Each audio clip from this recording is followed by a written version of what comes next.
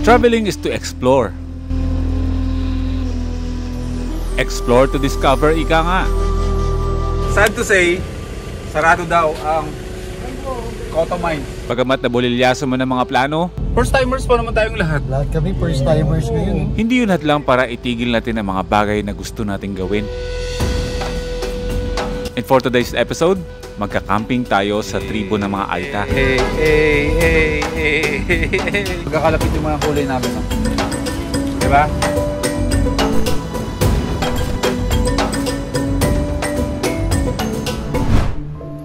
Alas 5 na madaling araw, ganitong panahon ang gumising sa akin. Pambihira, parang hindi tribunada to ah. Bro, parang hindi na tribunada to, parang bagyo na to ah. Ang lakas! Tuloy-tuloy ang hangin sa iisang direksyon. Pambihira. Buga yung tent. Labis ang pag-aalala ko. Dahil kung bagyo man ito, huli na para tiklupin yung roof tent natin.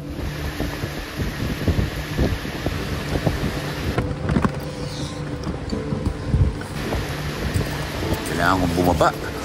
Kailangan ko itali yung hagdan. Baka tumiklop yung tent ng ano. Wala sa oras. Lakas sobrang hangin. Ang mga katabi namin, nagliliparan ng mga tent.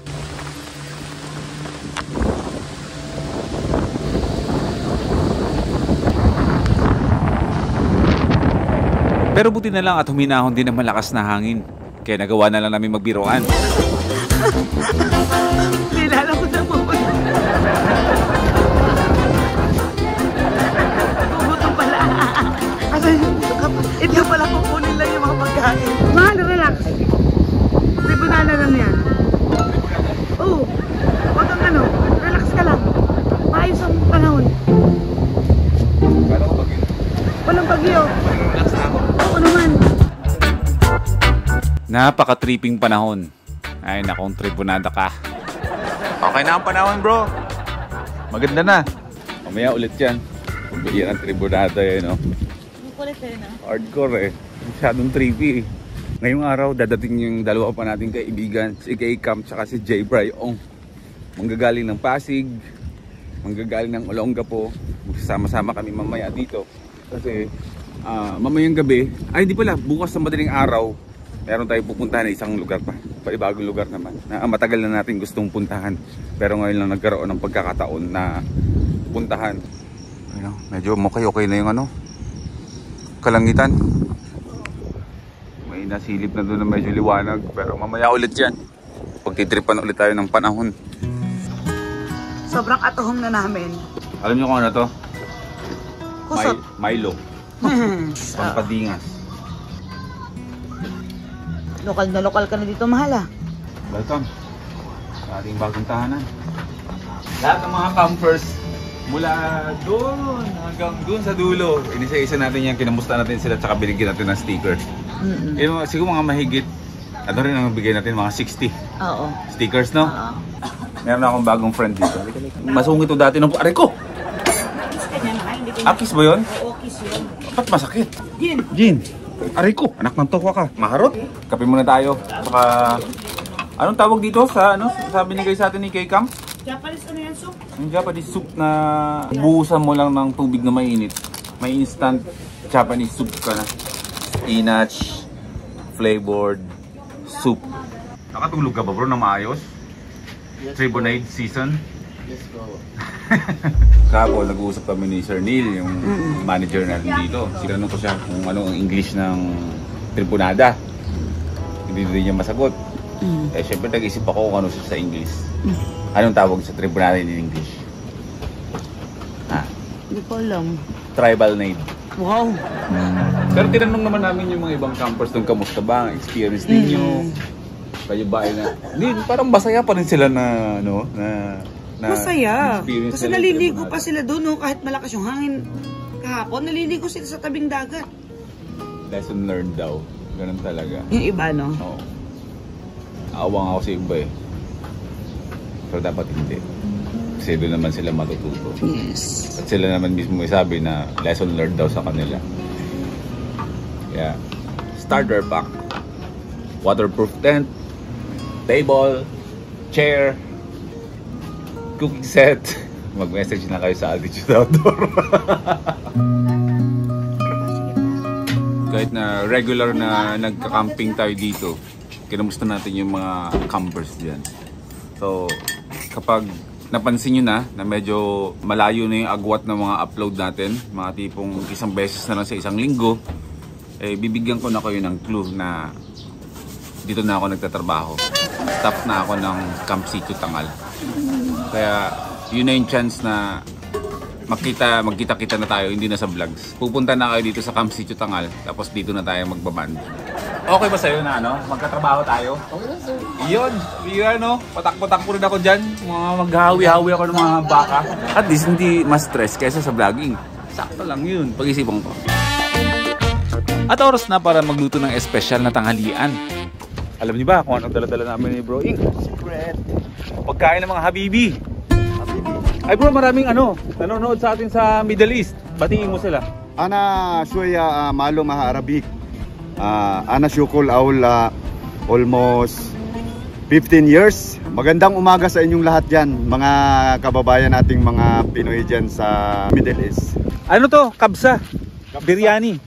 Mga ex-Saudi kasi kami. At dahil first time dito ni Bro Ing sa Camp Sitio Tangal, pinakilala ko muna siya. Si Bro Ing. Si Ma'am Jean. Amoy mo. Ay, wow. Bye! Saan ka na? Amoy! Mamay ako! Ay, ang bango. Matagal na nagtrabaho si Bro Ing sa Saudi Arabia. Kaya ipagluluto niya tayo ng kabsa. Isang pagkain sa Saudi Arabia na kinahiligan ko noong mga panahon na ako'y nagtatrabaho pa doon. Si Sir Neil, Middle East. Kanina ka! Kanin pa lang to ha. Oo nga, amoy na amoy pa lang. Kahit hindi na ko sana, naamoy ko na eh. Ang bango, ito nagpapabango dyan. May mga restaurant naman na pwedeng kumain ng kabsa. Madalas, yung mga nagluluto niyan dito sa Pilipinas ay yung mga Arabic na nakapangasawa ng mga Pilipina. Hadi masala. Masala habibi. Masala habibi. Aywa. Mekos mo na. Lagyan daw ng curry. Sangkatutak na spices ang kakailanganin para maluto lang ito. Soon available na sa CST. Biryani. Mga ngamoy biryani doon pagkadating pa lang nila dito, pagpasok ko, di ba? Kasi nakikita ko dati kasi sa Saudi, ready na sinasandok Ready na lang. sandok na, oo. Nung paglalagay mo ng mga spices kanina, yung ginkanin na siya, anong proseso niyan pagkatapos? Kasama yung mga karne. Pagkatapos na mag-isa tayo ng karne, yung binabad natin ito. Isa lang natin yan, pagkatapos lagyan natin ng tubig. Pagka kumulo na, pagka lumambot na, assist na to. Ipapailalim na natin sa kaldero ngayon. Pailalim na, nandoon na yung karne sa baba. Tapos panibagong init ulit yun? Yun doon. Siguro mga 10 minutes lang. Yun, goods na yun. Ano yung niluluto mo? Ano to bro? Biryani chicken mixed with pork and beef with the spiciness of different spice from Olongapo inspired by Kingdom of Saudi Arabia. Ano yan? Mix ng chicken sa pork? Oo. Pwede ang Muslim, Islam. May Islam tayo may Muslim tayong kaibigan. Hindi yung gagawin. Kasi against them, ang mga Muslims ay hindi kumakain ng pork. Pero since na mga Kristiyano tayo dito lahat, at si Bro Ing ay marunong magluto dahil nag-Middle East siya, pero Kristiyano din naman siya, ayun, pwede tayong kumain na may mix. Pero pag may kaibigan tayong Muslim, beef lang yan. Di ba bro, no? Tama. Or chicken. Or chicken, or lamb. Nung nasa Saudi Arabia ako, 3 days pa lang ako, Nakakain ka na? kumakain na ako ng kabsa. Sabi ng mga Pinoy doon na matatagal na, bro, paano nung nakayanang kainin yan? Kami, umabot pa kami ng 6 months bago namin nagustuhan talaga. Eh sabi ko, basta't kakainin ko. Diba bro, ito bro, no? Ako naman, siguro mga ganun din, mga 2 to 3 days. Dahil nung una kasi parang yung amoy lang niya, tapos pag tikim ko, parang sa amoy lang pala ang... Diba kasi masibuyas eh. Oo, masibuyas. Lalo marami sibuyas yun. Eh nung time na yun dun, pag amoy ko ng sibuyas, hindi naman ako nababanguhan. Parang sabi ko familiar na sa akin. Kasi nung nasa Pilipinas ako, every time na nagtataas ako ng kamay, may sibuyas eh. Mayroon tayong sinigang na hipon. Ooh! Ang Alam mo sarap. sino nagluto nito, nagbigay? Sino? Si Ate Lenlen. Ay, Ate Lenlen, maraming salamat. Tsaka sa asawa niya. Maraming salamat po sa pahipon ninyo. Sinigang na hipon. Tapos kasabay, yung biryani na luto naman ni Bro Ink Marlo Moto. Yung Moto, hindi yan hindi dahil sa moto vlogger siya. Binaligtad lang yun dahil ang apelyido nila, Otom. It's my life. Uy, Indiano nga. It's now or never. At sinimulan na ng ihain ang napakasarap naming tanghalian. Ito ang tanghalian ng lahat. Ito, kategory ng kapsa.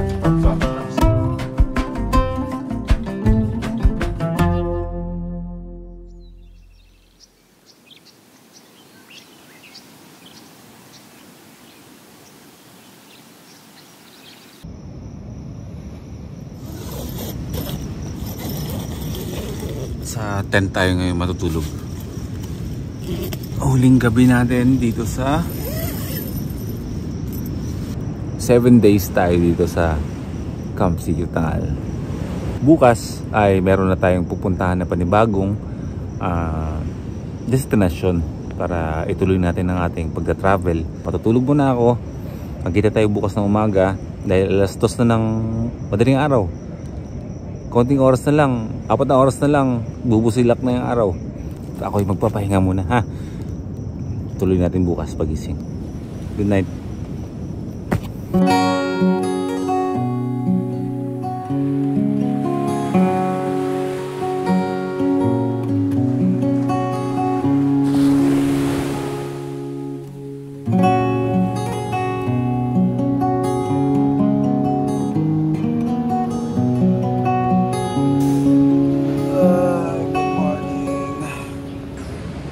Ganda ng tulog ko. Pagkagising, agad-agad na ako nagtupi. Excited na sa panibagong destinasyon.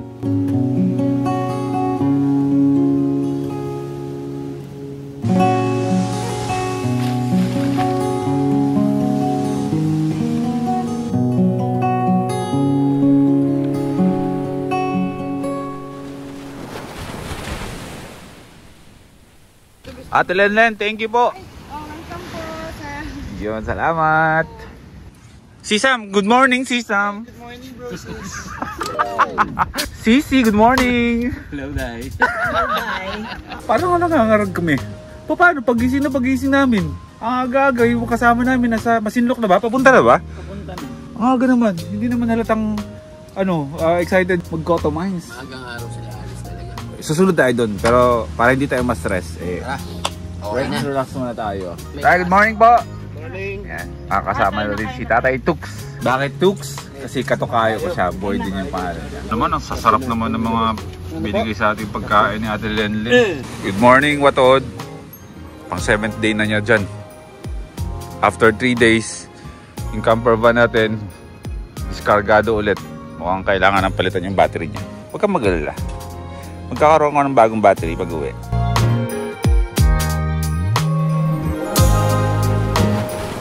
Sira na nga ang battery ni Watod. Makikisakay muna tayo.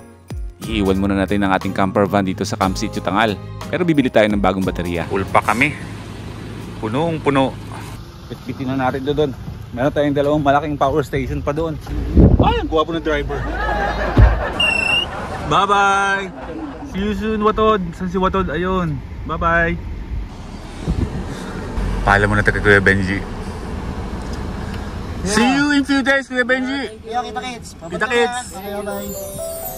Kaya mga bakos ka nagiging babae. Ang destinasyon natin ngayon, babalik ulit tayo ng Masinloc. Ang haba din sa mga. Haba? Ang haba! Pag-abot ng kanyang Pag-abot ng ganyang bunti. nangihimas ka ba? Ay, sir, may walang palat. Tanda na. Walang palagay, baka mas malakas pa si tatay. Nag-gym yan. Malakas yan. Magulat ka. Si Sam, grabe yung playlist mo. Bakit? Ay, pagdadamot kita. Siyempre. Naman. Yan yung kapag mahal? Siyempre. Dapat madamot? Oo.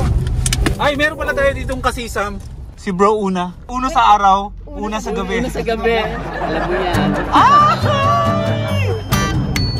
Kasi nakapag. Unahin ang dapat unahin. Bibili tayong bago. Pagdating namin ng Masinloc, naghanap tayo na mabibilan ng baterya para kay Watod. Sira na daw, pero bibili tayo ng bagong baterya ni Watod. Pero ito, bibenta rin natin. Parang, bro, magkano pong benta dito? Swap, tapos ilelas na lang sa halaga. Hindi pa patong na lang tunay. Tunay na lang. Wala na, sira na. Maraming salamat sa maraming taon na pinagsamahan. Maliit lang ang battery ni Watod. Magtatatlong taon na rin kasi sa atin si Watod. Kaya tama lang palitan na yung baterya. Salamat po. Salamat po. Woo! Andar ng minivan natin. Din sila.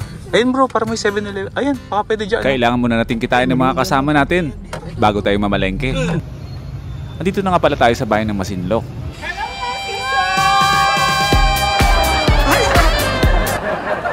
Dito tayo ngayon sa Masinloc Tourism. Sad to say, sarado daw ang Cotto Mine. Meron ako chichika sa'yo. No? Meron akong bagong foundation. Share tayo ng lipstick tayo. May bago kong bili. Okay, nasa Masinloc na first timers ngayon. At yun nga, yung balita, 1 week na daw palang sarado ang Cotto Mines. Excited pa naman tayo. Ilang araw tayo nag-prepare para sa lakad na to. Excited pa naman ako. Halos isang linggo nilulook forward natin na magka-Cotto Mines na tayo at mangyayari yung matagal na. Makakapag-Cotto Mines tayo. Eh, wala. Nasa Baywalk ako ngayon ng Masinloc. Kaya na sa lugar ng Masinloc. Lugar na dinadaan-daanan ko lang palagi. Ito na yung panahon na may explore natin yung lugar. Yung maapakan ba natin yung lugar? Tapos maglakad-lakad, magkut-ikot. Maramdaman natin yung aura ng Masinloc. Yung sa lugar na to, buhay na bayan. Buhay na buhay. Maunlad na bayan. Mga Marine kayo? Criminology. O sige, good luck ha. Nice meeting you mga bro. Dati pangarap ko rin maging criminology. Kaso sobrang dami na nag-criminology, hindi na ako nakapasok. Kaya ayun, krimen na lang. Hindi man natuloy ang ating Cotto Mines, okay lang, napakaraming destinasyon. Bago tayo mamalengke, papasalamat muna ako syempre sa mga nagbili ng outfit ko ngayon. Oo, PD.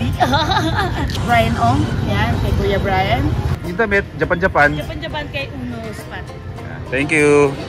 Pero ganoon pa rin, unahin ang dapat unahin. Ito yung palengke nila na ubod ng fresh yung mga isda. Fresh from the karagatan of Masinloc, West Philippine Sea. Sigang! Okay, ng buhos. Lahat ng mga pagkain sa loob ng ilang araw, kailangan na namin bilhin ngayon. May mga dala naman tayong mga cooler. May bigas na tayo? Ay, taray! Gulay naman tayo. Wow, yung mga gulay dito. Ang fresh ng mga gulay dito. Oh, nandito pala sila sardine. Dito? Oo. Andito kami sa may harapan, sir. Bakas sa mukha ni J. Bry ang kalungkutan na hindi kami matutuloy sa Cotto Mines. First timers pa naman tayong lahat. Lahat kami first timers ngayon. Ang ganda-ganda ng outfit ko. Forma pa kami. Kung picture ako dun eh. Ganun talaga. Pero huwag tayo mag-alala kasi ngayon kasama natin si Sir Neil, yung manager ng Camp Sitio Tangal.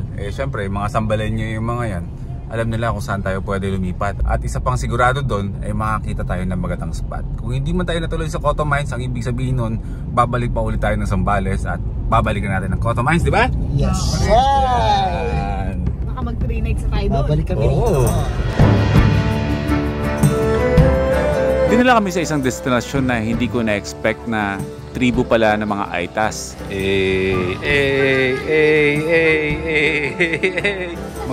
Magkakalapit yung mga kulay namin. No?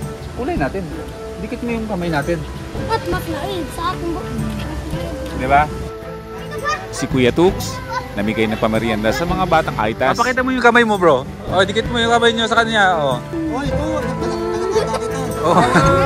Ranger! Hoy, mahal! Tansing mo tawagin! Sige na ganyan oh. Oo. Mahal, sugal yun. Huwag kang ano.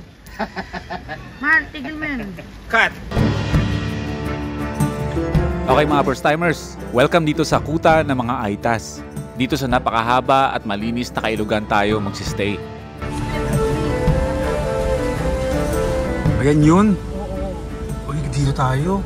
Good sa tayo dito. Ganda. Ay pala, hindi na tayo mag-tent eh. Doon tayo matulog oh. Doon magsapin lang tayo sa taas, no? Oo, pwede nga. Oh, ha? Magsiset up ka na agad?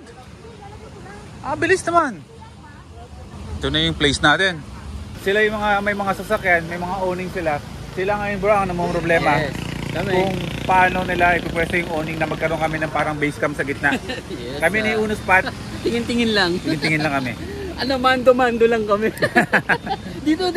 Safe na tayo bro, alam mo bakit? May dala ka bang hamok? Meron, maghahamok. Hamok tayo dito. Para may iba lang tayo. Pinagdikit-dikit namin ng mga owning ng mga sasakyan para meron kaming tambayan. Shout out, bro. Kape muna tayo.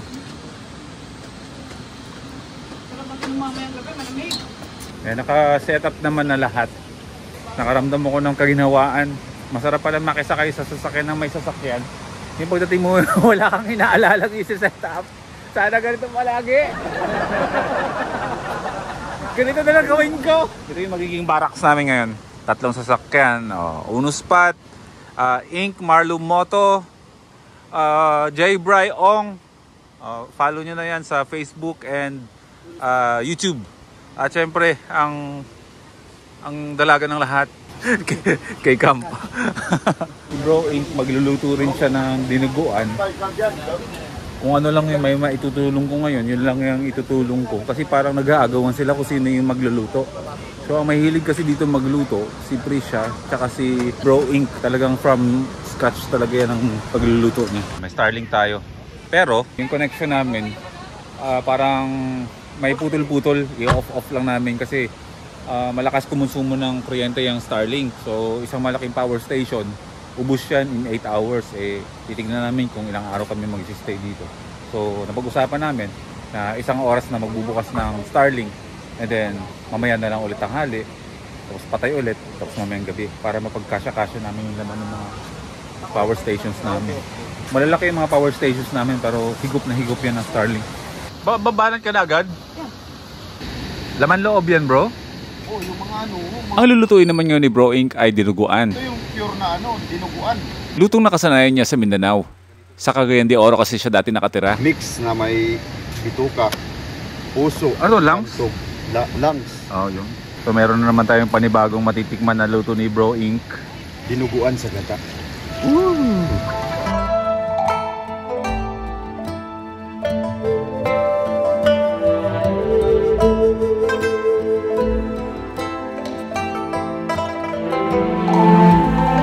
Buha tayo ng mga kahoy, magbo-bonfire muna kami. At yung langaw, madala. Baka sakali mapunta kayo ng Zambales at mag-camping kayo, pumunta kayo sa mga beach at naglatag kayo ng mga pagkain ninyo.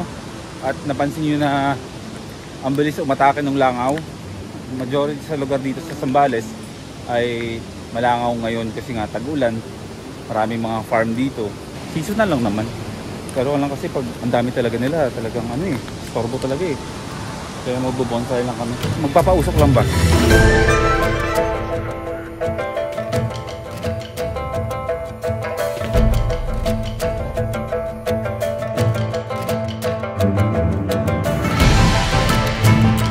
Marami pang kaganapan ang dapat niyong abangan. Itutuloy natin ang kwento sa next episode.